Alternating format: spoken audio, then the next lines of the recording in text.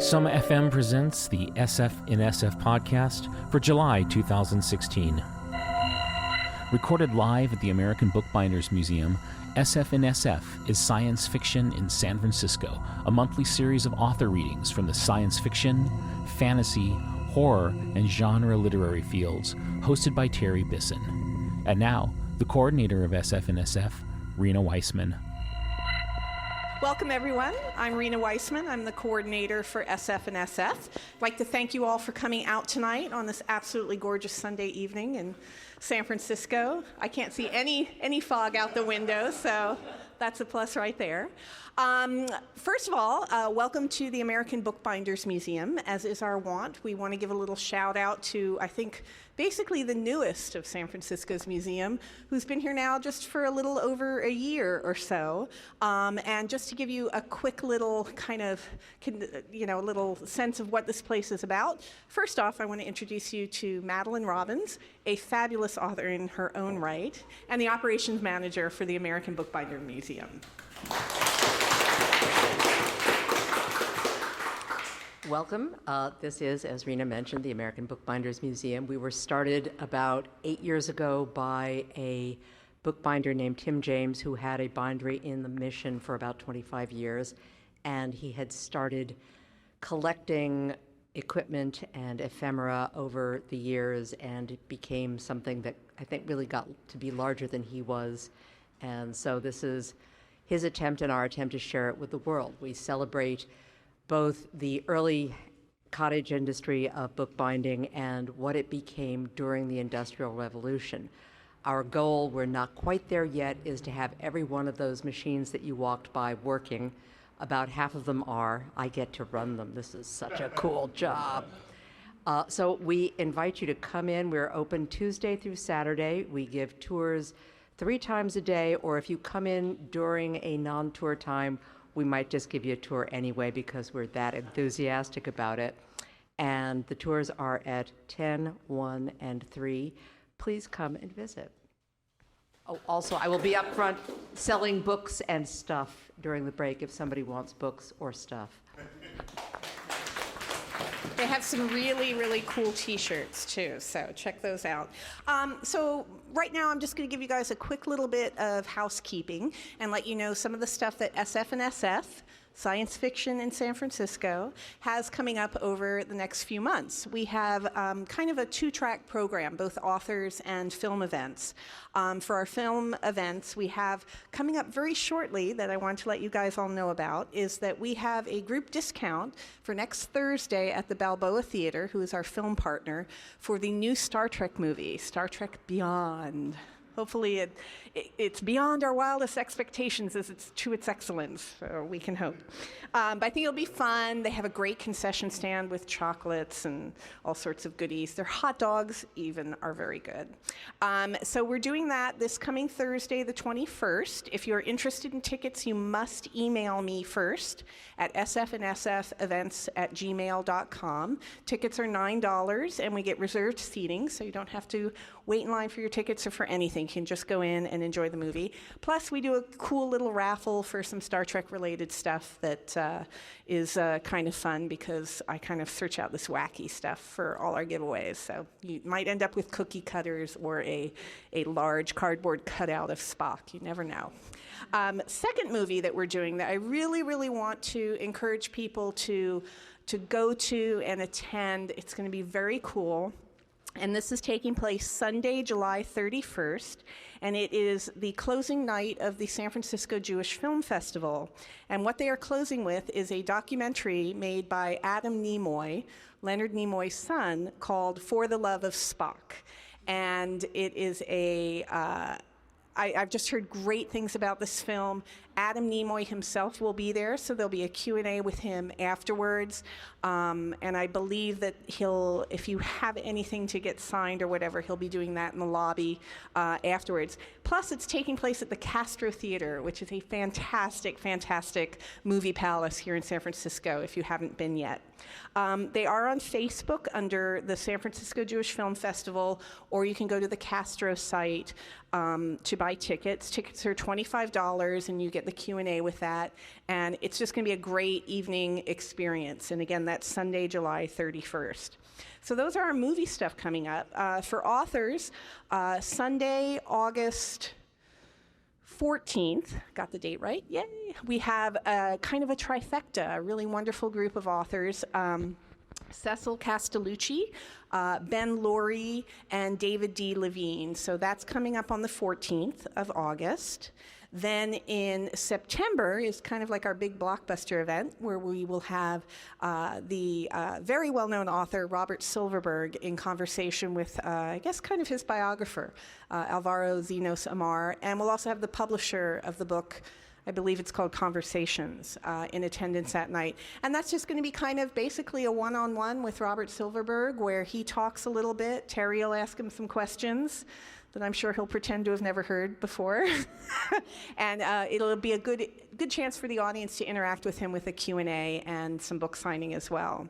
Then in October, which I believe is the 16th, I will double check on that and get back to you, but we have a very, very great local writer named Helene Wecker who did a fabulous book a year or so ago called The Golem and the Jinni, and a new debut novelist named E. Ann Convery, who will be here with her YA debut novel, and she is so much fun. We're really looking forward to that one. And as a plus, you can ask her any Star Wars related question and she'll know the answer to it. So that's just some of the things we have coming up. You can find out about all of these and get clued into some other stuff going on in the Bay Area by subscribing to our newsletter. I have a sign-up sheet at the front, or you can go to our website at sfnsf.org. Without further ado, and because you all have been mighty patient with me, I'm going to turn you over to our moderator, Terry Bisson. Cool. Thank you. Well, let's get right to it. We all know what happens here. We have two very interesting authors, both of whom are going to read, and then we're going to take a break, and then we're going to have a give and take and a discussion with the authors. I lived in New York for 30 years, and anybody that's lived in New York that knows about Brooklyn or the Bronx or Harlem, and they want to know what happened to the Dutch. Where'd they go? Well, they're back. And our first reader tonight he describes some as a debut novelist, although he's actually a bit of an old pro in terms of the Dutch fantasy market. He had a bestseller there which has been picked up by Tor here and by a number of other publishers around the country, and I think there's some media interest in terms of, we'll talk about all that later. Thomas Olde Heuvelt is going to honor us by visiting and reading from his new book, Hex, I suppose. Well, thank you. Have at it. Thank you. You did that really well, actually, my name. You're one of the first Americans to get it right. Thank you. I've been here for about 4 weeks now on book tour in the United States. I'm from the Netherlands. I'm the one with the funny accent, of course. Please forgive me for that. But I have a really hard last name. It's actually Olde Heuvelt. No one gets that. It's Old Dutch dialect. It means Old Hill. And when the book was sold to America, we actually thought about, getting a pseudonym like Thomas Oldhill or something likewise. But there's already a horror writer named Hill here, right? And I'm the younger guy actually, so we figured let's just stick with the difficult one. I'm going to read you a little bit from my book, Hex. Are there any people here who've already read it? Good, I'll give you a little introduction. Wonderful. This book, it's a scary book. It came out a couple of years ago in the Netherlands. And I like to scare people. I got many messages from people who read this book, from readers, and they were emailing me like, you bastard, I had to sleep with the lights on, And that's what you get a kick of if you write that kind of stuff, right? This book, it sets in upstate New York. It's about this small town called Black Spring, and Black Spring is haunted by the Black Rock Witch. She's a woman who was, she's actually she came with the ships from the Netherlands over to the new land. She was convicted of witchcraft. She was supposed to have the evil eye, and that's why when they killed her, they stitched up her eyes and they stitched up her mouth to prevent, her curses from spreading again. Except she never left town. She always stayed in town, and today she still walks the streets. She comes into people's houses, she stands next to their beds for nights on end, so she's this pretty freaky apparition. But then not altogether, because, people are kind of used to her. And this usually is very Dutch, you have to understand this. Holland is a very, very down-to-earth, secular country. We don't have a lot of superstitions. If a 17th century disfigured woman would appear in your bedroom, you'd probably run and scream, right? Like every sane person would do. If a 17th century disfigured woman would appear in a Dutch person's bedroom, they'd probably close the curtains, hang a towel over her face, and read a book. That's the way we deal with that kind of stuff. We're kind of used to, stuff getting a little out of hand and just dealing with that. Except this woman is not altogether harmless. She keeps these people in town. She keeps these people imprisoned. People cannot leave. If they do, their thoughts become darker and darker, and it starts working on them until they actually commit suicide. And the one rule is, of course, do never ever open your eyes, because then bad stuff will happen. But because they're kind of used to it, they have this whole control center in town, the Hex control center that monitors her with CCTV cameras, and there's this really cool Hex app where people actually have to report sightings to the control center, and so they're all used to that. And they have this wicker burning festival in town where they sacrifice stuff to the witch and all that, and just had that. And for ages it's been going well, and nothing's been really going out of hand. But now, slowly, things have been going out of hand.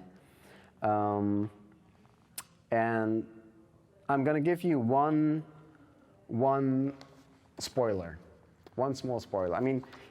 No matter how many people you kill off in a book, readers are fine with that.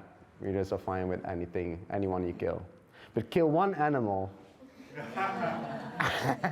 and you get you get the things going. And there's one animal which doesn't end up well in the book, and it happens quite early in the book. So I guess I can spoil that for you. And it's a dog. And this dog has been missing for a while, and now he's found. And this is when the guy who owns the control center, the Hex control center, comes to show the footage to the family who owns the dog. The family, the dad is Steve, and the oldest son is Tyler. And this is where I'm going to step in. It's a little after 4 when Robert Grimm returns, bearing bad news like the prophet of doom from an ancient Greek tragedy. Except this bad news comes in the form of a video fragment. The only fragment we've been able to find from all of Mount Misery security cams, Grimm says. But it tells it all. I thought you guys ought to see it. They gather around the coffee table with the MacBook in front of them, and Grimm clicks play. First, it's hard to make out what we're seeing. We seem to be looking at a hazy photo negative. Then Steve realizes that these are actually infrared images. There's moisture on the lens, which blurs the image somewhat. Yet in the dark anthracite, he can still distinguish trees and something that's clearly a trail. At the bottom of the image are the numbers. 2012, 11:02, 8:57 p.m. Yesterday, Steve says to himself. What the footage shows next is so frightening that his whole body turns ice cold. Everyone is startled, but Tyler most of all. He recoils, biting the palm of his hand, and tears fill his eyes. 2 figures appear, pale white and luminous in night vision. The witch, striding like the Phantom at a masked ball, with Fletcher at his side. The dog sniffs here and there, even waggling his tail a little. Steve realizes why this seemingly innocent image is so appalling. None of them had ever seen Catherine acting determined before. Until this image, showing the 2 walking together into the night, side by side, to meet Fletcher's death. This, you guys, is extremely alarming. You understand that, right? Grimm says. I've consulted with the council and we're trying to keep this under wraps to avoid public unrest, but we're baffled. This is something completely new. Did anything at all happen to Fletcher that could have provoked this? If so, I need to know, guys. Jocelyn and Steve slowly shake their heads. He's usually scared shitless of her, Jocelyn says, deeply shocked. Look at her. Look at how he just walks along with her. It's all your fault, Matt suddenly explodes. You didn't give her anything. As Steve looks at him in bewilderment, he adds, at the wicker burning, you didn't want to offer anything to her, and now she's taken Fletcher. That's completely unrelated, Steve says. How can you even think something like that? Well, what do you know? Matt is crying, and he pulls away from his mother. Steve sees Grimm's distressed expression, and he thinks, this is only the beginning. We'll be hearing a lot more of this crap reasoning in the days to come. The impulse to point the finger to, assign a scapegoat. If this gets out, we're in deep shit. Well, Tyler, did anything happen with Fletcher that you know of? Tyler shakes his head rapidly, lips trembling. You didn't run across her while you were taking them out? No. Steve gives him a probing look, and he says, if anything bad happened, just please tell us, okay? This is about our safety. He's right, Grimm chimes in. Don't worry, if you guys have been messing around like you did with that video you made, I won't tell the council. Of course you never wanted this to happen. I just have to know about it. Something very serious is going on. You understand that, right? Well, there are tears in Tyler's eyes, and his lips are trembling even more. And maybe, just maybe, they've pushed him so far that he's going to say something. But then there's a loud crash, and it will be a very long time before anyone thinks back to this moment again. The moment before, the moment that would cause all the others to be forgotten. Steve has just enough time to turn his head toward where the noise came from. The sound of heavy wood violently slamming into the ground. And he sees, through the French dining room doors, through the window to the backyard, something that his brain cannot fully comprehend. He sees a horse stampeding toward him. He sees straining muscles. He sees foam on black flanks. He sees rolling eyes. He sees flailing hooves. Like exploding crystal, the window is pulverized, and through the curtain of glass shards, Paladin comes leaping into the dining room. The horse skids across the dining room table, which crashes to the floor as his legs give way. Paladin's legs also collapse, and the horse rolls over on his flank, mad with fear. His hooves trample splinters from the interior French doors. The Grant family and Robert Grimm dive for cover as if bombs are falling. No one screams. The violence with which the bolting horse has appeared seems to have sucked all the oxygen from the room. Then the animal rears up, graceful, surreal, decapitating the dining room lamp, and Jocelyn and Matt dart forward in a spontaneous effort to rein the stallion in. But Paladin isn't the only one who's broken out of the stables. At that very moment, and in a blind panic, Nuala gallops through the backyard gate, around the house, and heads in a westerly direction down Deep Hollow Road. It's sheer luck that there isn't any traffic. Lucky for the traffic, and lucky for Nuala. Several surveillance cams record her movements. First the one near the parking lot at the trailhead where Philosopher's Creek ends. Then the one on the corner of Patton Street. Inside the house, Jocelyn and Matt are finally able to calm down the confused stallion. The animal snorts and knocks over chairs, but Jocelyn's stern voice is getting through. Steve helps Robert Grimm to his feet, and he is convinced that if his heart were to go any faster, his ribcage would burst apart. All around them, people come out of their houses. The Vandermeers, Pete, Mary, and Lawrence, they hurry over, and so do the Wilsons across the street, and many others. The hex cams show how they're drawn to the Grant home like a magnet, then to the area behind it. In the control center, Warren Castillo and Claire Hammer look at the screen with open mouths.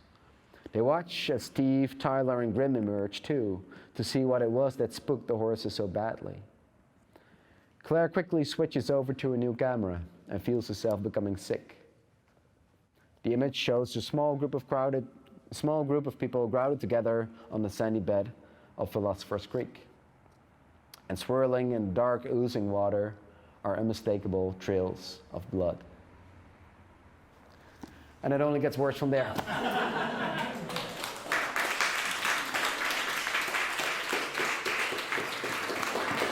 Thank you.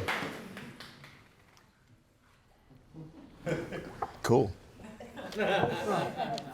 This guy, our next reader, I looked him up on Google and Wikipedia. The only thing I could find out about him is that he's the only science fiction writer that's ever had an action figure made of him. Other than that, he's a total mystery to me. In truth, he's actually, our careers kind of go in and out in many ways, although lately he's hit a gold mine with a very successful series called Sandman Slim, which I'm quite pleased for him and pleased for the readers. He also has written for comics. He's also written journalism, sort of edgy tech journalism for Wired magazine. He's a photographer. He's done a number of sort of peripheral to science fiction things, all in the area of surrealism and noir. And he's one of the literary jewels in the crown of San Francisco. He's been here quite a while. He has an accomplished body of work. And let's hear from Richard Kadrey.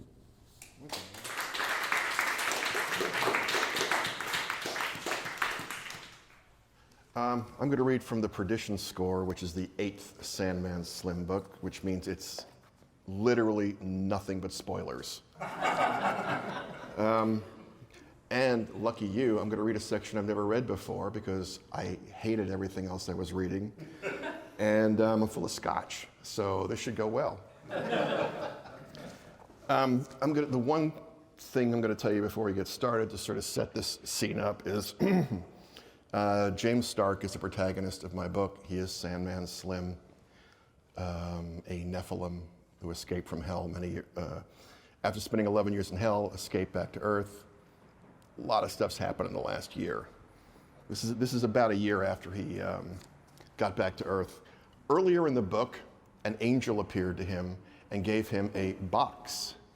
And in the box was a small vial with something called black milk that the angel explained was a poison that affected angels. And Stark doesn't know anything more about it than that. And he has been asked by his boss, Thomas Abbott, to follow a particular rich guy because he might be connected to some nefarious business in LA. And this is Stark following a guy named Charles Anpu. The Musso and Frank Grill is legendary, even by Hollywood standards. It opened in 1919 and has hosted more movie stars, literary types, producers, directors, and starry-eyed wannabes than all the movie studios that have ever existed. Back in the day, Charlie Chaplin and Rudolph Valentino raced horses down Hollywood Boulevard to the Grill to see who would have to pay for lunch. Rita Hayworth, Bogey, and Bacall all drank there. Orson Welles wrote there in his favorite booth. Dashiell Hammett, William Faulkner, and Raymond Chandler might have scribbled something, but mostly came to get wrecked. Musso and Frank's has always been big with starstruck Sub Rosa, too. For the classier family and the Hicks with money, it's their bamboo house of dolls, but without the good jukebox. Parking on Hollywood Boulevard is ridiculous almost any night, but it's deadly on the weekends. I dump the Catalina in a white zone across the street and pray LAPD is too busy chasing jaywalkers to tow it. Musso's has a parking lot around the back, which is great if you're eating there, but not so great if you want to look for a particular car. If this is any other place in town, I might be able to blend in with the crowd and wander into the back, but being called an ex-con twice in a couple of days is a reminder that I do not look like most people and would stand out like a pink unicorn if I tried to get back there. Of course, I could always try to use a distraction, use some hoodoo to blow something up, but it doesn't seem like that kind of assignment. I light a malediction and wander to the front of the restaurant a couple of times, hoping I'll get lucky and catch Charlie waiting for a table, but I don't usually get lucky. Sure enough, I don't see anything but tourists.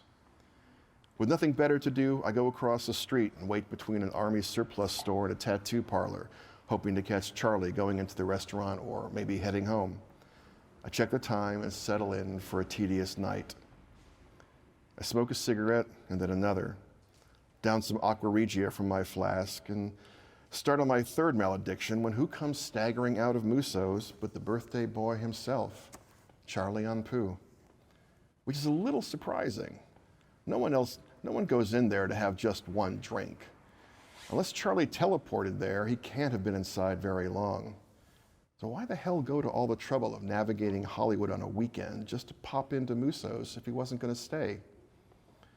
Charlie misses a step and staggers against a young blonde, and young enough to be his daughter, but expensive looking enough to be his mistress. When he stumbles, he drops something. Jean Harlow leans him against the wall and goes to retrieve whatever he lost. That's when I start running. And it's when I stop because of the bus that almost turns me into a human speed bump. But the pause works in my favor. When I get onto the sidewalk, Harlow is leading Charlie toward the parking lot, and I get a good look at what she's holding. It's a box, just like the box that the angel Carell gave me. Charlie fucking Anpu did not stop for a martini. He came by to pick up some black milk. While they head for the parking lot, I run back to the Catalina. White zones is supposed to be for parking and passenger unloading, mostly during certain hours. I chose the one that's 24-hour variety, but it doesn't matter. There's a ticket on the windshield when I reach the car. I snatch it off and cram it in my pocket, gun the Catalina, and pull the most idiotic, dangerous, and unsubtle U-turn since Junior Johnson was still a stone-cold runner. What the hell is a creep like Charlie doing with angel poison?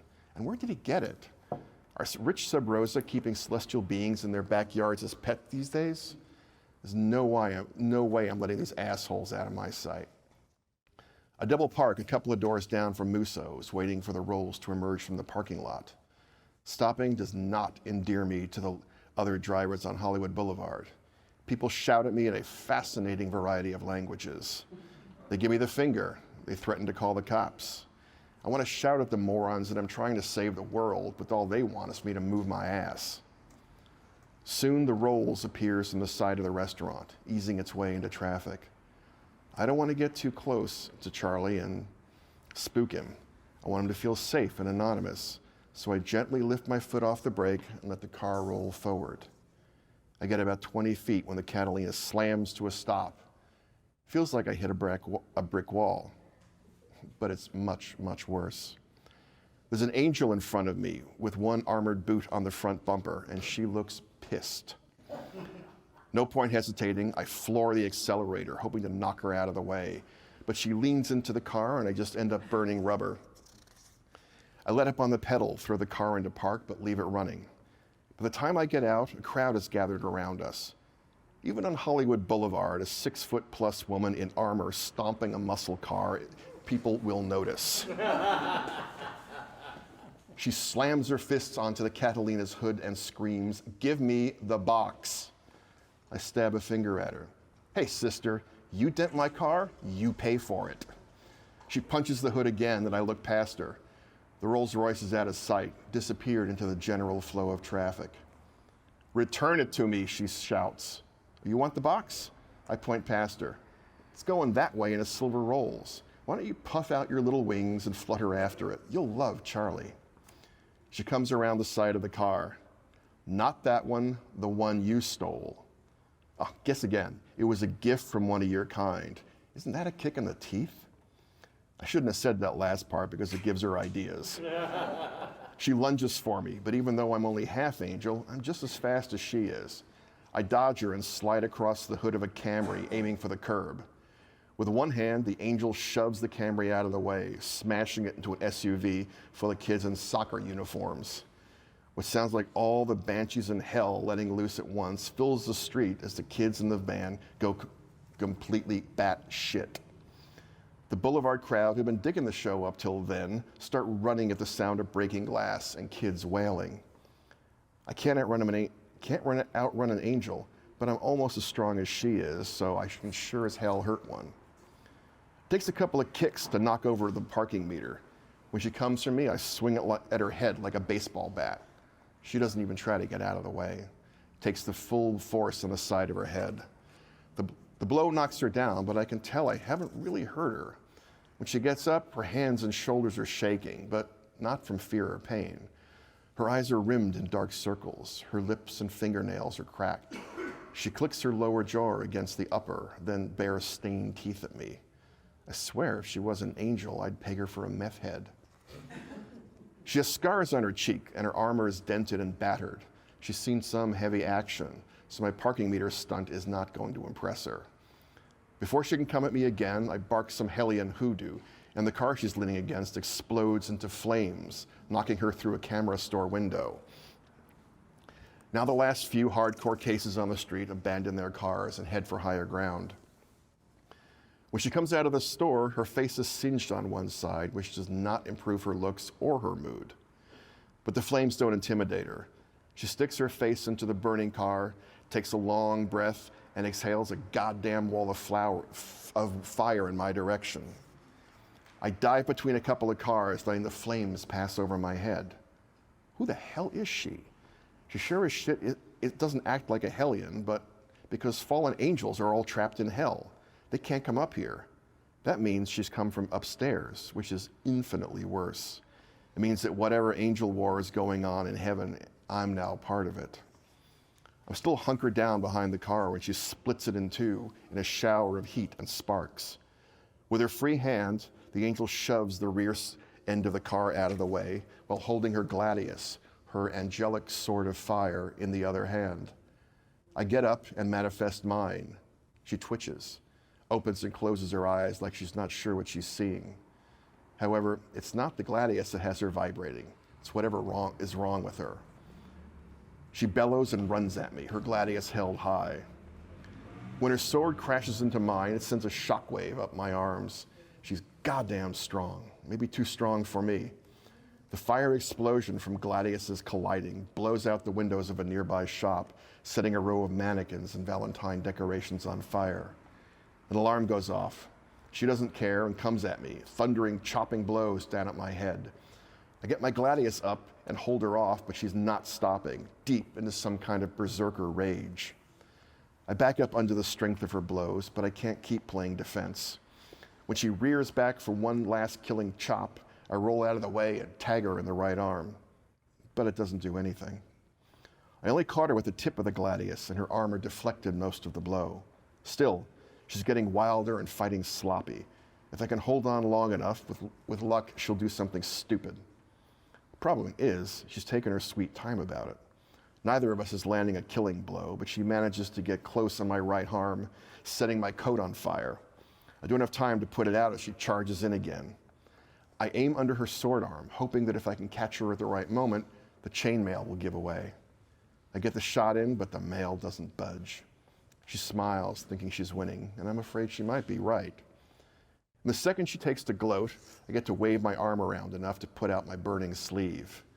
Something's going to give here soon, and I'm afraid it might be me. When she comes at me again, I feel the parking meter under my foot. I kick it at her, and it glances off her left knee, slowing her down just long enough for me to pull the Colt Peacemaker I keep in my waistband at the back. Normally, shooting bullets at an armored angel is a bigger waste of time than teaching algebra to cats. But I don't use ordinary bullets. I dip mine in Spiritus Dei, a rare and excruciatingly expensive potion. It can cure wounds if used right, and when it isn't, it'll kill pretty much anything that walks, crawls, or flies. I don't know what bullets will do to angelic armor, but desperate time call for stupid choices, and I'm the champion of those. I fire 3 times right at her heart. The bullets hitting the celestial armor sound like someone smashing a church bell with a sledgehammer. The bad news is, while the bullets dent her armor, none get through. She takes a step back, realizes what I did, and it laughs at me. I'll admit it, it hurts a little. It also leaves her open, so I shoot her where she isn't armored. The first shot rips off part of her right ear. The second goes through her cheek. The third bullet goes straight through one of her eyes. She staggers, goes down on one knee. There's no time to see if she's playing possum. I charge her. Even hurt, she's still strong and partially deflects my blow, but I spin my gladius around and rake it across the side of her throat. I don't know what kind of vitamins they have in heaven these days, but even wounded, she still looks like Looks like the berserker in her is making a comeback. She lunges at me, but she's slow and she knows it. She has one hand to her throat, but she's leaking blood down the front of her armor. I get ready to move in again, but before I can take 2 steps, she hammers her gladius into the sidewalk, splitting open the pavement. I go down flat on my ass, but manage to keep my gladius up to block her next blow. Only there isn't one. The angel staggers back and her gladius flickers out. Then she does the one thing I have never seen an angel do in front of civilians. She rolls back her shoulders, allowing her enormous wings to sprout from under her armor. She points a shaky finger at me and rasps, "You weren't part of this abomination. Give me the box." How about we go to Musso's instead? The martinis are on me. She flaps her wings and lifts from the cracked street. "There will be others coming for you," she says. I nod. "Yeah, there always are. So you should run along. It looks like you're running a quart low." With her hand still at her throat, she pumps her wings hard and banks over the Egyptian theater, disappearing into the starless Hollywood sky. Like I said, it's usually a bad move for angels to reveal themselves like that on the street in front of dumbass mortals. But after our little slap fight, I don't think it matters much. However, with her gone, I'm feeling a little bit exposed. I might be fast and strong, but lousy Nephilim like me, we don't have wings. I let my gladius go out, dive into the Catalina and hit the accelerator, using the steel nose of the beast to shove the lighter, modern plastic cars out of the way. In a few seconds, I see a clear spot between the abandoned vehicles and blast through it. I take a corner on 2 wheels and keep going. My heart feels like it's gone 12 rounds with Mechagodzilla, and my burned arm feels like part of it's been deep fried. I picture the angel flapping into the sky like an armored goose and wonder how many traffic, store security, and ATM cameras caught our little square dance. LAPD already has video of me stealing cars. Now they're going to have shots of me playing laser tag with a celestial tweaker. Nothing I can do about it now. I hear sirens closing in on Hollywood Boulevard. You know, the worst part of this whole thing is that when Thomas Abbott hears about it, I know I'm never going to get that drink he owes me. That's it.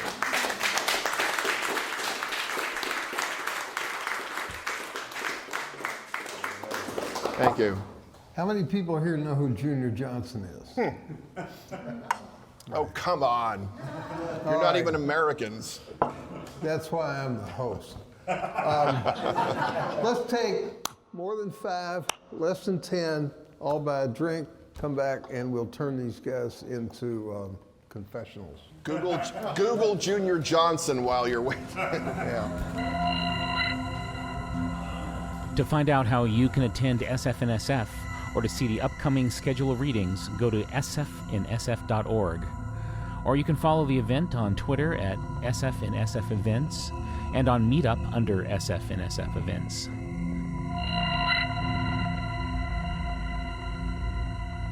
Well, welcome back. Thank you for sticking with us. Thank you again for your generosity at the bar and at the door. If I didn't mention it before, all proceeds, everything we make, goes directly to the American Bookbinders Museum, our very gracious hosts. And some of you may have noticed you are sitting in new chairs, new padded folding chairs, again, courtesy of the Bookbinders Museum, who bought them, so we don't have to rent them anymore. So get used to them. They're here to stay. We're very to have padded folding chairs is like unheard of bliss. So we're all very happy about that. I just want to take this opportunity to thank a lot of the people that do make this program possible. First and foremost, Marin and Rusty here with SomaFM, who record and later podcast our events on their San Francisco's internet radio station, SomaFM. That's SomaFM. Yes, they are a great venture, a real boon to us in spreading the word about our event programs. And this event here with these authors will be up probably in about a week or so. And again, you can find out about that. I'll send out the link through the SF and SF newsletter. Secondly, Borderlands Books, who is here selling books. If you don't know Borderlands Books, you should. At 866 Valencia, they have simply everything you could ever want in a bookstore nice people, bookstore cats, science fiction, fantasy, and mystery. And they'll even order other books for you if you like. But you walk in there the first time and you're like, where has this place been all my life? So we're very happy that they help us out by selling books. Cheryl Morgan and Dragon's Tower Press for maintaining our website and helping me out with a lot of technical computer questions that she'll even answer in the middle of night from England, so I really appreciate that. And of course, the Bookbinders Museum, but lastly, and to whom we all owe a huge debt of gratitude, is SF and SF sponsor, Tachyon Publications, San Francisco's local independent book publisher. They have been around for now over 20 years, publishing smart science fiction for grown-ups, and you can find them online at tachyonpublications.com. The editor and publisher, Jacob Weisman, just happens to be my husband. So, but we're all just one big family here. So, anyways, so Q&A commences. We're going to have a microphone that Marin will kind of be like Carol Merrill and pass it around. So raise your hand if you have a question. And but first of all, I will let Terry get the party going. Thanks. This going to be a party? You. Yes, you. Thanks. Okay, all right. Thank you. How many here have had a martini and moussos? There we go. But I'm gonna now. You don't know who Junior Johnson is, and you've never been to Musso and Frank's. You're just a huge disappointment to everyone. We're going to take questions from civilians in the audience. Okay, I'll take one from Cliff. I'm not really a civilian, but I'll ask you a question. So both of you guys in your scenes were dealing with a modern problem for people who are writing supernatural in the modern age, which is video surveillance. And, you know, everything from like ghost hunters were like, well, that blob is clearly a ghost or whatever, right? You know, crap like that. But if you're positing that it's real, then you have to posit whether, if it's visible to humans, is it supernaturally invisible to cameras or what? And so how do you approach dealing with the idea of, you know, fantasy, I'm not going to say urban fantasy, but fantasy in an urban setting or horror in an urban setting, and dealing with the modern world, cell phones, people taking cell phone movies, you know, which is what they would totally do if they saw an angel battle in the middle of Hollywood Boulevard or whatever, you know. Yeah, there was like one of the best scenes in Cloverfield was like after the monster tears down and people have been hunkering down, as soon as it's gone, they all come out with their phones and they're filming, you know, because that's how we react. So if you could talk about horror and documentation and horror and that's a very good question. I hadn't even thought of that. But well, exactly. I mean, you embrace it. I was at ReaderCon 1.5 weeks ago in Boston, and actually did a panel about. Well, I called it the cell phone and horror panel. It was more about, you know, instant communication in speculative literature. And it was based on a quote by R.L. Stine, the YA horror author, who basically said that cell phones were the death of horror fiction. And the conclusion of our panel was, R.L. Stine sucks. Because, I mean, obviously that's not true. I mean, the ideas, of course, so, I mean, the trope that people use is, of course, you know, so you're in a bad situation, you reach out for your cell phone, oh damn, we're out of reach of the network, you know, and it doesn't work, and that's the easy way out. That's silly and that's stupid. The way you do it is you embrace it, you embrace modern technology. At least I like that stuff. I did it in my book. There's, like I told you, there's the Hex app, which people have to actually report sightings of the witch. It's used by GPS, so they can actually track the witch downtown. There's a whole body. I mean, you have to see, if you have a curse like that in your town, it needs to stay secret because they're afraid that people will actually come in and mess with her, like get the stitches, do research on her, and that basically means hell for the whole town. So it just needs to stay secret. So there's this whole body of control in town, the Hex Control Center, that actually hides her from, you know, hides her actually in plain sight. when she pops up next to the roads, they put tool sheds over her head, for instance, or when she pops up in the supermarket, if it's around Easter time, they have this big Easter bunny doll which they put around her, basically to just hide her. But to actually make it work, I mean, yeah, how do you hide a supernatural phenomenon, right? I mean, to actually make it work, you need the cooperation of the whole town. Therefore, internet is mostly blocked. The social media is blocked. It's the older generation of town, the town council that actually decides on this, and that's what the story is about. It's about this old generation versus the young generation. It's battling against that. They want to break free with it. They want to make videos of it, put it on YouTube, get National Geographic involved, and find a solution for the curse. And it's about that battle in town, which, there's superstitions, there's fears, that makes up for all the evil in the book mostly. But yeah, it's definitely, you embrace anything that has to do with technology instead of run away from it, I guess. How do you do that? Absolutely, I agree completely. There's nothing in technology that's going to take away from horror or any supernatural story. All you have to do is look at the world. Look at the Turkish coup over the weekend. How many explanations and stories have come out about what really happened? The moment anything happens in the world, it is so documented, but people's belief systems impose themselves on the documentation. So you have, yes, a faction of the army of the Turkish army decided to overthrow Erdogan. Then you have 50 conspiracy theories. Oh, we have the same footage that actually shows that Erdogan was behind the whole thing, or that Gulen in Pennsylvania was behind the whole thing. You can film all the monsters you want. You can film all the witches and werewolves and vampires you want. It's not going to hurt horror because people will believe what they're going to believe. And documentation be damned, man. So I say don't be afraid of it. I say, if you can catch a vampire on an ATM camera, go for it, man. Absolutely. I want to see those people at B of A watching something tear someone's head off and drink his blood, on a Monday morning. That would be just, I will probably write that scene now. There you go. Book 9. But it's that's a PhD thesis question, actually.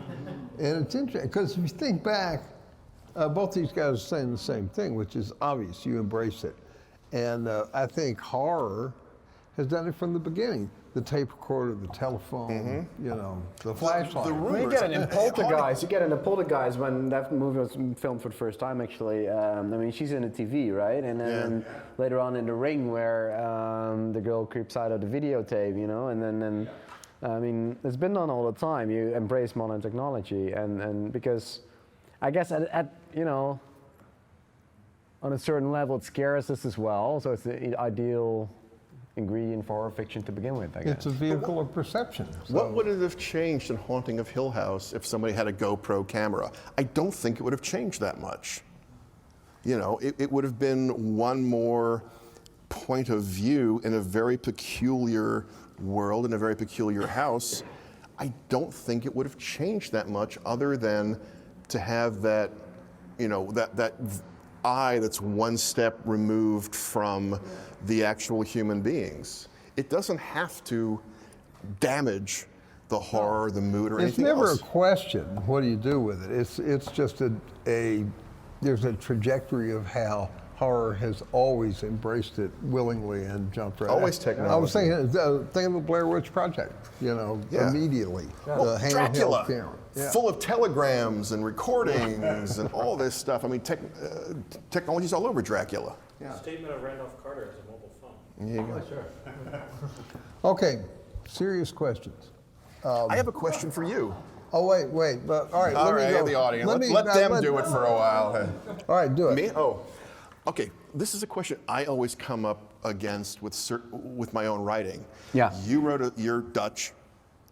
You wrote you've written a book set in America. Yes.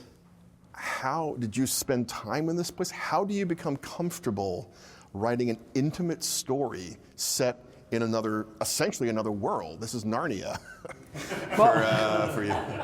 Well, you can at least visit it. You can at least visit it. So you went. It's not that easy, actually. Yeah, I would think just going there. If I went to Holland and said like, okay, I'm going to put a story here, I'd have to spend some time there, man. Oh, definitely you do. Actually, the original version of the book, when it came out in 2013, was set in the Netherlands. It was set in the Netherlands, and I chose to relocate it to an American setting when the rights were sold to basically all the other countries in the world. Because, why did I do that? As I said, this is a book that's meant to scare you. And I wanted to get that same reaction from readers over here and in Britain, that reaction like, you stupid bastard, I had to sleep with the lights on, you raised my electricity bill, right? I wanted to get that. And to really scare your reader, you need to create this perfect sense of familiarity and then destroy it. Like first you suck them in, and then you twitch it and you kill it. That's how you scare your readers. And if I were to read a book that sets in Senegal or Georgia or, well, the country Georgia, or Azerbaijan, or, a country of which I know very little about, I'd be worrying about how do I pronounce their names. I'd be worrying about what does it look like there. You can get that all from literature, and that's fine. But what's actually the norm for these people, and what therefore is not the norm for these people? What scares them?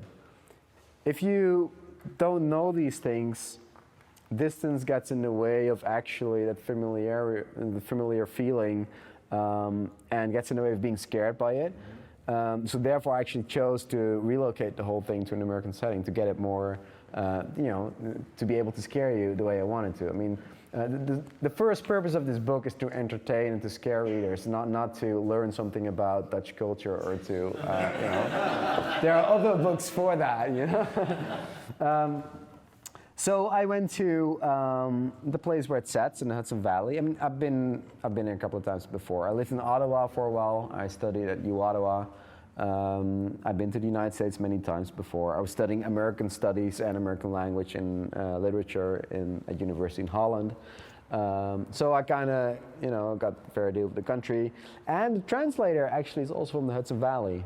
That kind of helped as well. She's from right there. She's from where it sets. And the way we did it is that, so I rewrote the book to an American setting. She translated the first version. I took a translation and went over it to redo it in my own voice. She went back over it again, and then the editors from Tor came in. So it was almost less of a translation than a full It's a full adaptation with that person. So she was, did more than a regular translation job. And actually, by reading the translation into in a different language than my own, you get distance from it so much that I actually felt that the ending was kind of off, and I rewrote the whole ending. It got a new ending, and it's much scarier this way. So you got the right one. So now you've just sold 2 books, right? About the same story. Fuck you. Well, here's a business question. Tor picked up the book. Mm-hmm.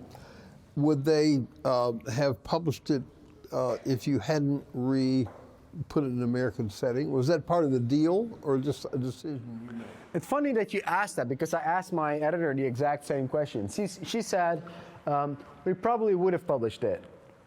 I asked the same question to my British editor, and they said, we probably wouldn't have. Yeah. So I don't know. They're kind of used to it in Britain, I guess. The Brits are conservative, and and they're Brits, whatever. And they're Brits. I mean, they're leaving the.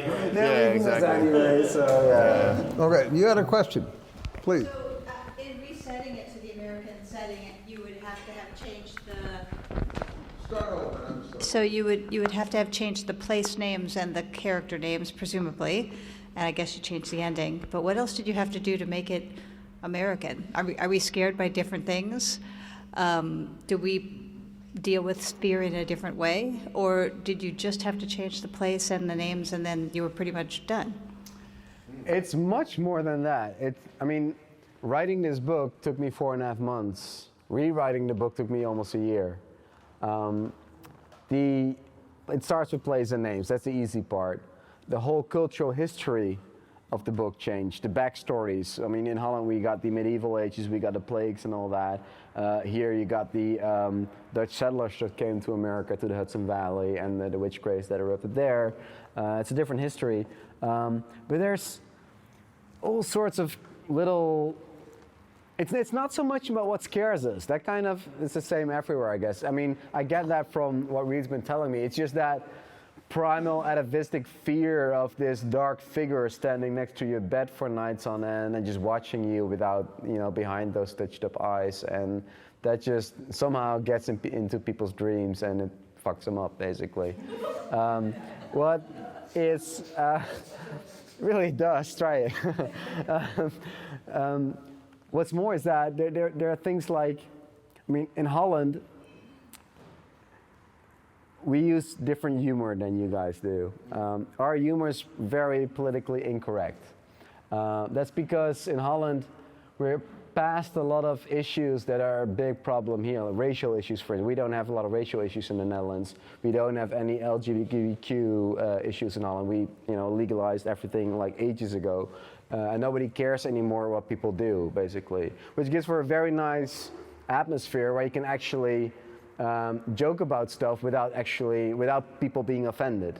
So there's this guy in his book who's kind of cynical, and he makes some pretty harsh Dutch jokes every now and then. And my editors in America and Britain just didn't get it. They were like, why is he saying all these nasty things? Like, is the witch making him say that? And I was like, no, it's just... he just had a lousy day at his job, and he's just pissed off. And so that's the kind of things that you actually... Did you end up having to rewrite him because something that would have come off funny in the Netherlands would come off as dickish in America? Exactly that. So what you do is you look at the reaction you want to provoke. In Holland, it was meant to be funny, a little bit of shocking, and it gave him some colorful character, basically. So you make up new jokes that would work for an American audience to be funny, a little bit shocking, and making colorful. And with your translator helping out with that, cool. Because I'm not I'm not from here, so I had a little help from our friends, basically. Yeah, exactly. You're first. Yes, please. I'll call this the Junior Johnson question. In the Sandman Slim books, there are a lot of cultural references that even I found myself like Googling and trying to keep up with.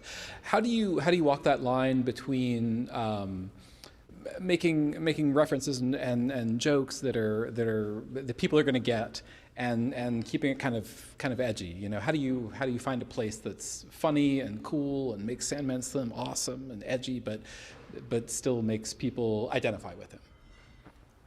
Exactly what you said. I learned, what William Gibson's the one I basically stole the idea from, is that they basically Google freeze writers from an awful lot of exposition, so that if I want to throw Junior Johnson into a reference like that, I'm not going to worry about it, because whether you know who he is or not, it's not going to stop the story.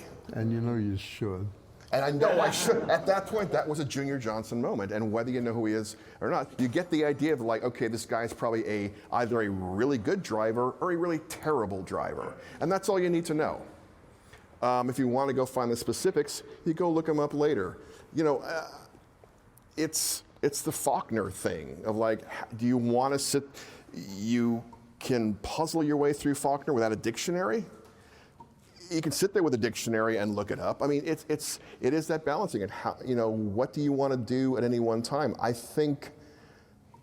don't think my books are so dense that you can't get through them. If there are things you don't understand, there are things you can Google and get maybe another layer or understand a joke in a deeper way or a reference. But the fact is, I don't worry about it anymore, especially because there's so much stuff in my books that's real that nobody has any idea is real, that they're all Googling the wrong stuff. So I just don't worry anymore about it because, again, I learned it from William Gibson. Just I don't want to make the books obscure, and I don't think I am, but it's one more. Google is one more asset writers have these days, and if you're not going out of your way to be ridiculous, I think I think people are just fine. I'll tell you one thing that's real in the books that no one ever gets. There's a band called Skull Valley Sheepkill. That everyone thinks like, oh, that's a kind of a cute metal name. Did you Google that? It's a real thing. Google Skull Valley Sheepkill. You will find a weird story behind that name. It's just one of those things that's a throwaway, but is real. A lot of writers, you probably have a few things in there that like if references to things like if you Google that thing that I don't quite get or name a reference to something, you're going to find another layer to what's going on here. It's interesting what you just said, that you kind of look up everything and Google everything. I was at an event last week in Boston with Paul Tremblay, Joe Hill, and Kat Howard, and we were doing a panel. And there was this one reader from the audience who asked, so you put so much in your books, and I as a reader just don't pick up on everything, and don't you just get pissed off by that because you did such a great effort? And of course, first thing I said was yes, very much so. But the obvious answer was no, because that's the beauty about, the beautiful thing about storytelling is that when I write a book, it's my book. It's my story. It's my characters, my everything. I put my heart in it. It's my thing. But when I publish it, it's your book, and you can get different stuff from it. And you may pick up all sorts of different things that I even didn't intend to put in it. In your heads, these people in the book will look very different than in my head, and that's okay. That's the beauty of storytelling. It's the beauty of imagination, right? That's part of the trust between a writer and a reader, that you put just enough on the paper that the story comes to life in your minds and take it off from there. And it's your story, it's not my story. And so whatever you put in there, it's just basically an outline, a basis for you to work, for your imagination to work on. And that's what I find a very interesting and beautiful process. Michael, please. This is a question for Richard. Yes. In the section that you read, the angel, Stark drew blood from the angel, so the angel was bleeding, and it made me wonder, what kind of angel is this? And maybe you've dealt with that in the books. What do they look like inside? Of course you would ask this question, Michael. Of course you would. That's why the most body-oriented writer that's why you I know asked of. Me here. So I'm curious about their you've obviously talked about mortality and immortality with them, but they can bleed. So you're. And you use that in the battle, that this was a serious blow. Like, they're bleeding, so maybe they could die out of the blood. But my angels can bleed. My angels can die. I wanted the angels, even though they're celestial beings, to be very corporeal. Both the angels in heaven and the ones in hell can be destroyed, and they do bleed. I stole a lot of my angel stuff from the Greeks. The way the Greek myths sort of portray their supernatural beings as sort of larger than life humans in so many ways, I sort of based my angels on a lot of that. I mean, there's Milton and all those other people in there, and the various religious groups. But a lot of the way I portray God and Lucifer and the angels themselves is that very kind of humanistic Greek way, that the way they portrayed their supernatural beings. They bled and got thirsty and hungry and all the things that happens to human beings. Do they pee? Yeah, they pee. Absolutely. You know, I don't want to. I haven't thought about it till now, but I bet it's wonderful. I bet it's, you know, it's all those things about unicorns farting rainbows. I bet angels piss lovely little champagne mist. I don't know if this is actually an expression in English language. I'm not sure, but in Dutch language, when what you eat or drink tastes so good that it's just like heaven, the expression actually goes, it's like an angel peed on your tongue. Well, there you go. Is that a real All thing right. in English? It isn't. It should be. It should be. It should be. Thomas, say it in Dutch. Say it in Dutch. How does that sound in Dutch? Alsof een engeltje op je tong heeft gepist. That's it. I like that. All right. All right. Okay. Please, Isaac. I always have so many questions I don't know what to do with myself, and so We'll figure it out. Well, the challenge has been laid. So, in as much as both of you have books up there that end in X, and both of you had sections that dealt with horses rampaging, I feel bold enough to ask this question. We have a secret agency, actually. Yes, exactly.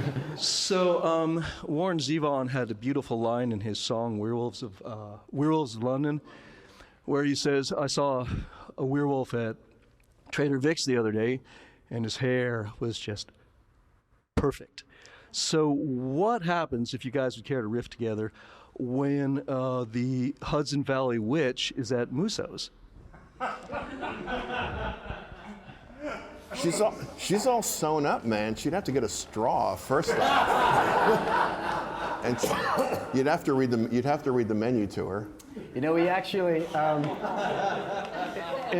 in Holland we had an event, and we had this actress that was actually playing the Black Rock Witch from this book, and we had this really good makeup artist that actually stitched up her eyes and stitched up her mouth, not for real, but they, you know, with threads around it. And so she stood there literally for hours and hours with her eyes closed and her mouth closed. So she had to drink every now and then because it was a really hot day. So we actually had straws in a little bottle that she could, between the stitches, she could go in there and then suck the water in. That was, I guess that. Yeah, there you go, man. There's a will, there's a way. And if there's good martinis, there's always a way, man. Yeah. Yeah. So you'd have to help her out a little bit. I mean, she isn't going to have the lamb chops or the kidneys, probably. But, Well, there's one other, just in the sense of literature in general, talking about how do you put things in that readers don't necessarily understand, or you don't know if they are or not. What cultural references and stuff. I think there's a thing about authorial authority. In other words, I think if you're careful enough with your prose and you let people know from the first page that you're in touch, that you understand what you're introducing and the order you're introducing it, and that you are in control. And you mentioned Gibson. I think Gibson's a good example of the kind of author. If you're reading a William Gibson book, you don't want him to know that you don't understand that reference, so you act as if you do. But in all seriousness, it's a social thing. That's why it's important to be in total control of your prose, where people know that you know what you're doing from page one. You know, and you do that, and I think you do, although I haven't read Hex, but I'm confident that you do. well, some of that stuff, for me, I suspect for you too, since you have a very specific place where your book takes place. Sandman Slim books are all first-person point of view, so it's always a narrow window you're looking through. Certain things I refer to, I want to create a world that exists beyond this little frame. So if I put in Junior Johnson or a movie or something like that, or just even a throwaway line about something referring to another person, to me it's really important to create a world that's not just this wide, that is this wide. You may only be seeing this much, but there has to be life beyond the edges of the story. Right. And that's real important to me. Yeah. Well, that's another literary thing. I mean, Hemingway used to say that every character has a backstory, but you don't put it in. Yeah. But you know, the author knows what it is, and you know that the author knows what it is, even though he's not going to tell you. You know that he knows. You know. And if you have a really crafted author, even if it's not on the paper, you get that sense anyway as a reader as well. Yeah. Right? When you read authors who you really admire, you know there's so much richness in it and so much. Right. And that's the trickery. That's where that's the magic trick. Definitely. You know. Okay. Daryl. It's another author. He's going to have Hi. Do you guys consider yourselves horror writers or not? And do your publishers market you as horror writers or something else? I don't do a lot of qualifications. When I write stuff and it gets long, it tends to go really dark. When I write stuff and it becomes short, it tends to be much lighter, much more humor and more magical realism. I mean, last year, for Christ's sake, I won a Hugo Award, and I never actually really write science fiction. I read very little science fiction. I read mostly magical realism stuff and horror fiction and other literature. Not so much fantasy and science fiction, because for me, it's too much into another world, and I personally don't relate to that a lot, which is not to say that that isn't great literature, but it just, to me personally, it's not my taste. But I won a Hugo Award anyway, because apparently these people bought into it. It was a story about gravity turning around and people falling off from the Earth's surface. But it was actually a story about... It's a love story. It's a love story. It's about a guy who's got his heart broken, and they had to bring the goldfish back to his ex-girlfriend. So I don't care too much about definitions. I tell the stories that I want to write. I suppose you can qualify it as weird. When they turn longer, they turn pretty scary. I don't know why that is true, but it's true in my case. They turn pretty scary. In Holland, you don't market anything as horror fiction because we don't have a background of fantasy and horror fiction, and anything that sounds like horror will scare people off. You market it as a thriller. In America, they marketed this as mainstream fiction. And if you go into the Barnes & Nobles, it's at the new fiction section, but not at fantasy and science fiction, which is fine by me. I mean, I like to attract as wide an audience as possible. But then Joe Hill's in a new fiction, so Stephen King, so Stephen Graham Jones. They'll write horror/fantasy, so it's all a matter of marketing, I guess. Yeah, I find the whole damn thing annoying. I get put in fantasy, I get put in horror. I think the horror thing annoys me a bit because, not that I don't write horror, because I've written some really nasty horror stuff, very consciously, for Ellen Datlow. I have 2 stories for her in her doll collection. I wrote a story called Ambitious Boys Like You that is flat out horror. It's the meanest thing I ever wrote, very consciously. But the Sandman Slim books are not horror, but occasionally someone gets their head cut off and people go to hell, and I think there's this very dumb, narrow definition we get into with these. The moment you're in a genre, people start dividing it up, and I actually just wrote a piece about this people asked me to write about my favorite urban fantasy books on Bookish recently, and I wrote an article called "What the Hell is Urban Fantasy?" Because I find all these labels, as you said, they're just marketing devices. But also they get into people's head. Like, if you ask an audience what is horror, they think about slasher stuff, which this is clearly not, and yours is neither. I mean, this is a psychological, frightening book. There's a supernatural element in it, but it's mostly psychological fear that is the deal there. If you ask an audience what is science fiction about, an average person on the street would say it's about spaceships in the future, which is it clearly not. And, it may be, but I mean, it's a lot more than that. So is fantasy. It's not only about dragons and dwarves. So I mean, these labels just narrow it down, right? Yeah, they can be a very annoying thing to deal with. I don't know why you're so goddamn annoyed. Seems to me like the success of Sandman Slim is not only the books, but they are marketed perfectly. They seem like hip, magical realism, noir, and that all comes through with how they're marketed. And I doubt that you're entirely responsible for that. Well, what's really funny, I actually talk in the article. I say I shouldn't be pissed off about this stuff because they've actually done really well marketing me. I actually admit that, but it still annoys the hell out of me. You don't like to admit shit. I don't. Yeah. Don't like to admit it, and I don't like.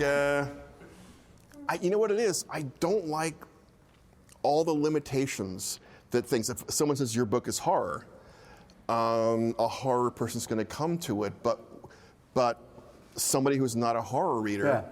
You know, they're not, and I find that infinitely frustrating. And somebody, in my case, you know, I'm marketed as urban fantasy, which is on one level fine with me, but I get worried about people who get stuck on these labels and like, oh, I only read urban fantasy, I only read epic fantasy. In the article I wrote about this. Who's this for? Oh, it's for Bookish, okay. The Bookish site. I mentioned the book Wake of Vultures by Lila Bowen. Now, if you're an urban fantasy person, you'd really like this book. However, it's sort of marketed as Weird West, you know, sort of a surreal Western. You may never see that, but because you've locked into this marketing category, you're going to miss out on some great stuff. So, on that level, it really annoys me that if I'm in horror, I don't mind being in with Ramsey Campbell. That's cool with me, and Clive Barker and Shirley Jackson. But I hate the limitations all those things put on, not the writers so much, but the readers. I get it. I'm just a contrarian. I'm defending publishers because there's no Weird West rack in the bookstore, you know.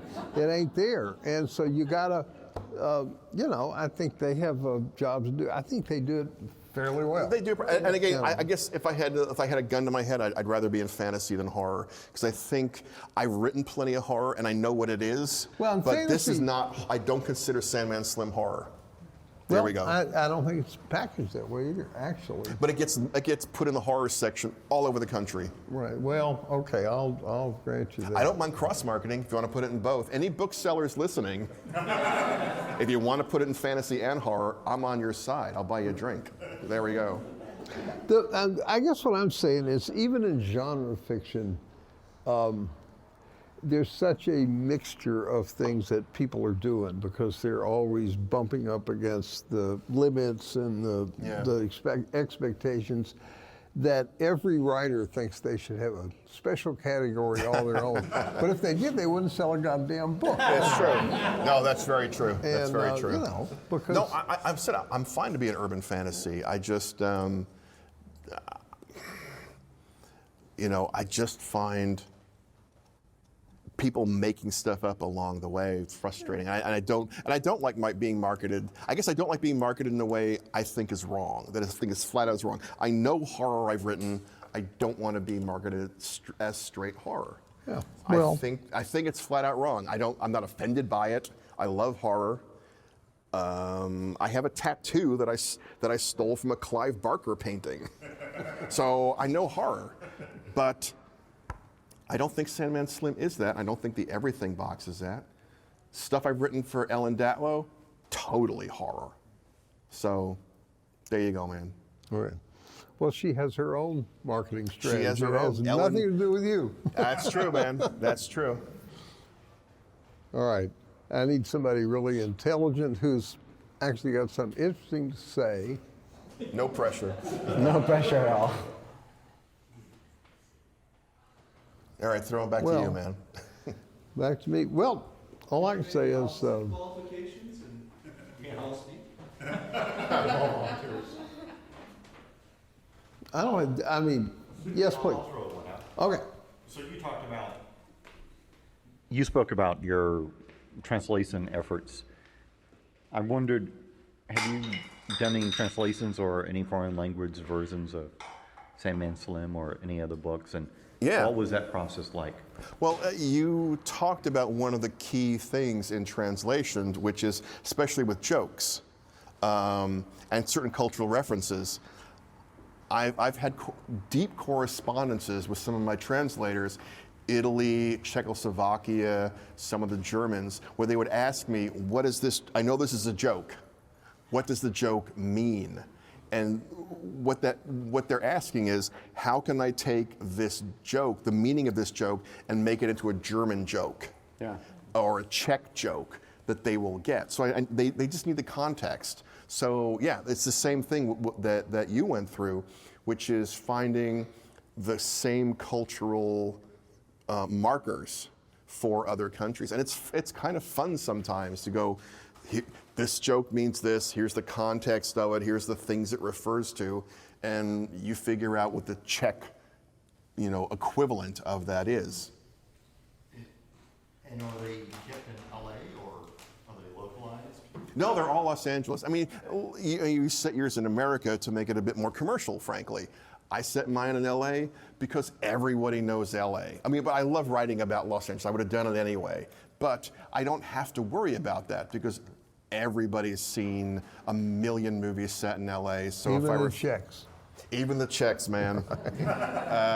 So for me, it's easy, Is there any country that you do particularly well in? Which, Non-English speaking. to me, the concern is where I suck, and that's England.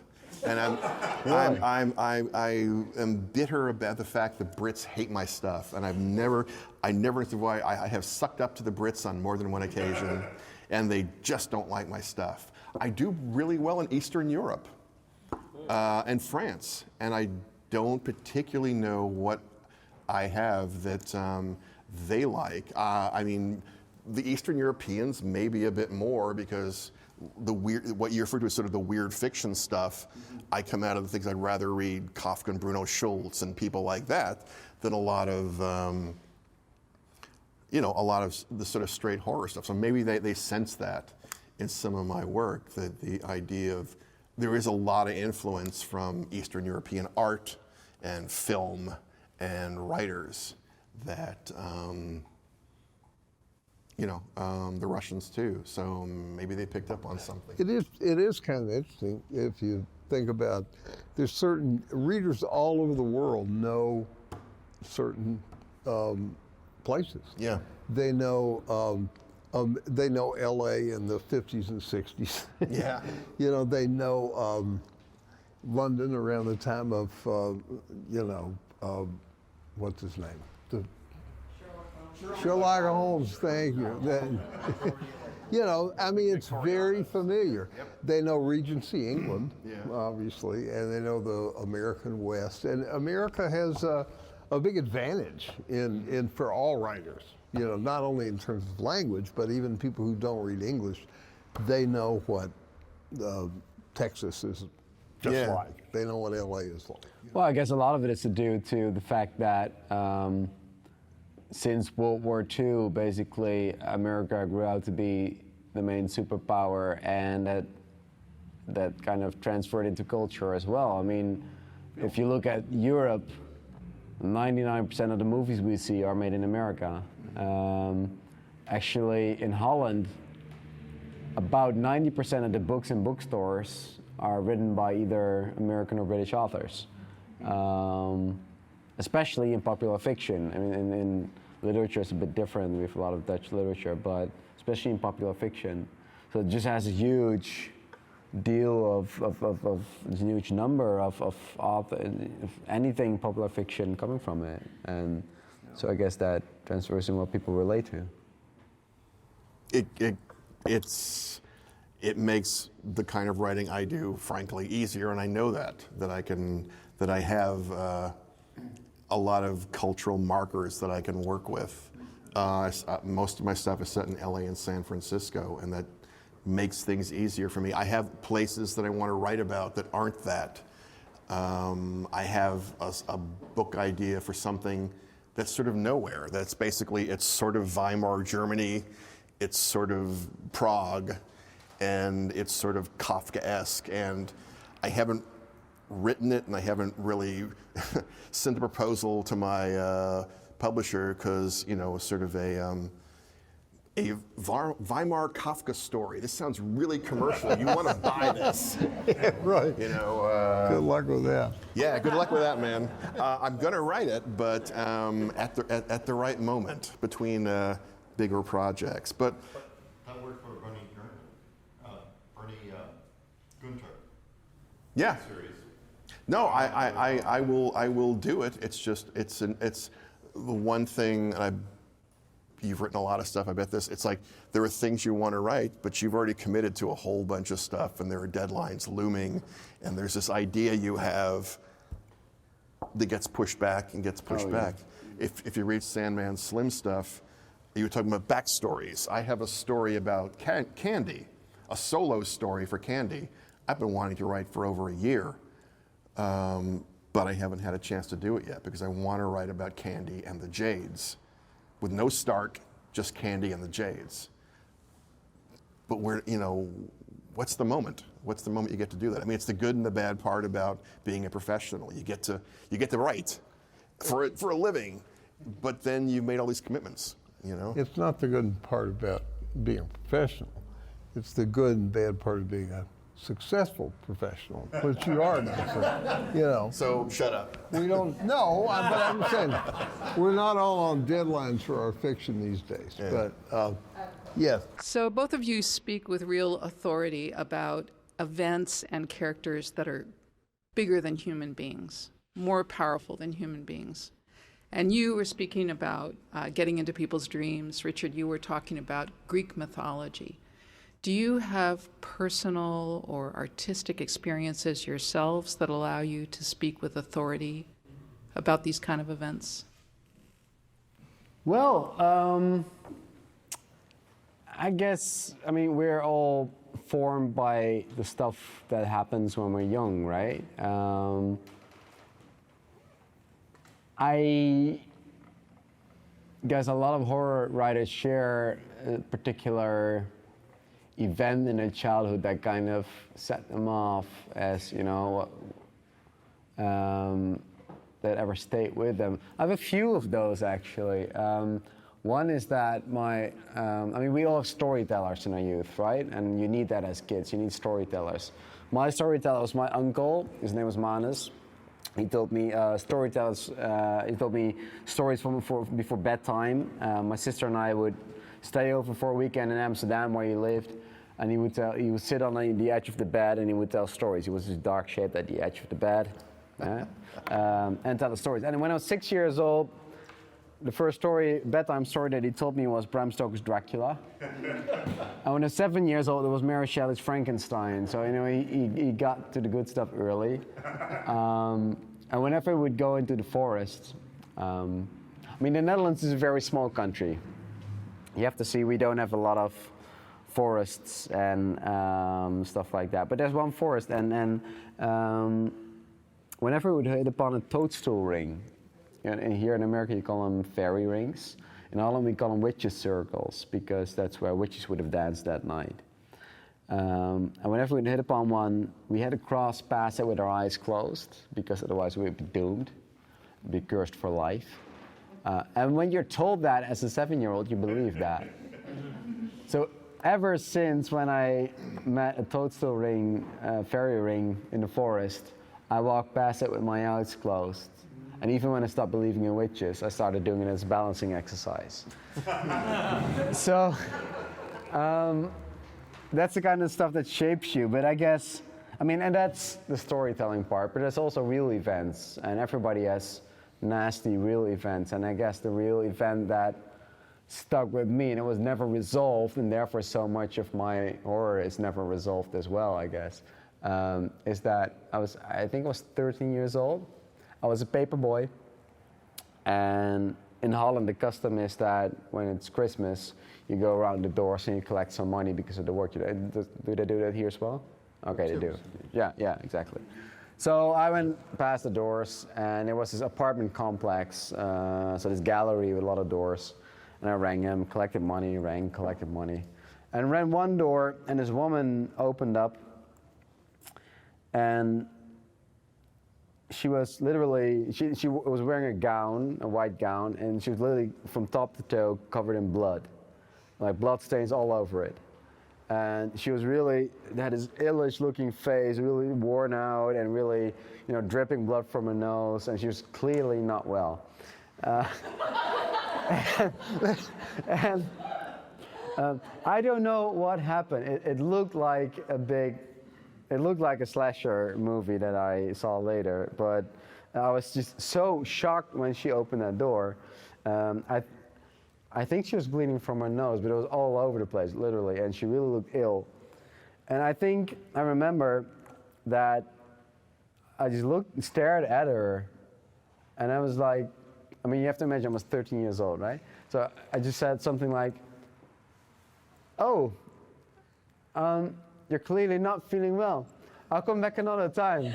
And I turned around and walked away. And I still feel guilty about that. I never found out what happened, whether she was okay later, whether she probably expected, a police car or an ambulance at the door, but it was me. And I walked around, and I never knew, and I've never found out what happened or how it resolved. There was no resolvement to the story, but I still feel guilty about it. And I guess that's a big part of horror as well, that you feel guilty about the bad stuff. I don't know. You have a story like that? I got a few. Maybe. I've had guns put in my face. I've had a. Now that's something that in Holland would never happen. Yeah, probably. Go America. Come back to my place. I'll put a gun in your face. I have a bunch. I can. I have some. I have the same sort of. I think it's an interesting point. The idea of unresolved strangeness in your life. Yeah. One thing that should have been resolved is I saw my father die violently in a car accident, and I was 3 at the time. Really? Yeah, and it wasn't horror at all. It was wonder. Because I had no idea what was going on, and I still remember very clearly my father dead in the car. I remember he had upper plate, his dentures had fallen out. I had never seen that before. I think that was a kind of a formative moment for me in terms of both accepting impermanence and accepting strangeness in the world, that I didn't understand what happened to him, and physically that those dentures lying next to him, I didn't know what they were. I didn't know how a person's teeth could fall out like that. I have a very vivid memory of that day, and I think that more than guns and violence and all that other stuff I write about, which was formative too in its own way. I think the strangeness and the finality of that moment have stuck with me. And the fact that the other bit of strangeness that came back to it was no one admitted my father had died for weeks.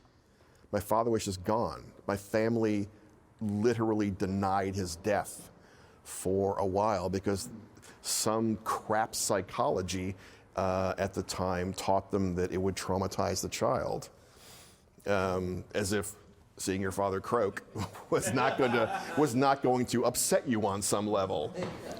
That's intense. So that's probably pretty formative. That's striking because all the other writers I've been to on this tour, from Joe Hill, Paul Tremblay, Stephen Graham Jones, they all share stories like this. Yeah. Like they had some traumatized event that they actually saw something really bad that ever stuck with them. Yeah. And I guess that gets in your head. I think it does kick. I mean, it kicks something loose. Let me let that woman in covered in blood. I mean, it's just it's that thing of like the world can be not what you've taught it was. Exactly. That there's this whole other thing going on beneath the surface. It's the beginning of Lynch's movie Blue Velvet, where you have the lovely lawn, you have the green grass, and then if you look down deep enough, you have vermin beneath eating away at everything. You know, it's not necessarily vermin, but it is the life below the life that we see every day. And that's going all the time. I'm not going to call on Rina because she's going to come up here and shut us down. We have a lot of books to sign. If y'all have any more questions, it's too goddamn late. We don't want to hear about it. This has been an interesting evening with two writers that remind you why you're a reader and a writer, and thank you both. Thanks, man. The SF and SF podcast is a production of SomaFM. SomaFM is listener-supported, commercial-free internet radio with over 30 channels of unique, hand-picked music available on the web or on mobile apps. Go to somafm.com to find out more. The SF and SF podcast was produced by Marin McDonald, recorded and engineered by Rusty Hodge. Thanks for listening. So